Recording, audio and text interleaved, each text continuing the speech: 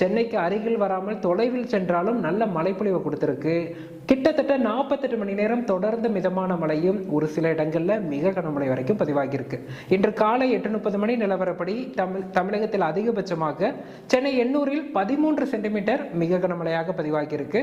அதே போல எண்ணூர் AWS மற்றும் விரிஞ்சிப்பாக்கம் வேலூர் மாவட்டத்தில் 11 சென்டிமீட்டர் மழையும், சென்னை கத்திவாக்கத்தில் 10 சென்டிமீட்டர் மழையும், அதே போல விம்கோ நகர் பகுதிகளில் 9 சென்டிமீட்டர் மழையும், சென்னை மாதவரம், மணலி மற்றும் மேடவாக்கத்தில் தலா 8 சென்டிமீட்டர் மழையும் பதிவாகியிருக்கு.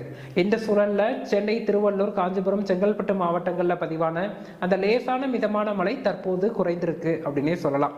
ஒட்டுமொத்தமாக இந்த 2ஆம் சுற்று வடகிழக்கு பருவமழை தமிழகத்தில் நிறைவு பெற்றிருக்கு அப்படின்னே நம்ம குறிப்பிடலாம். இந்த 2ஆம் சுற்று வடகிழக்கு பருவமழையில முதல்ல பார்த்தோம்னா ஒரு காற்றழுத்த தாழ்வு பகுதி உருவாகி டெல்டா மாவட்டங்கள் மற்றும் தென் மாவட்டங்கள்ல ஒரு நாள் பரவலான மழை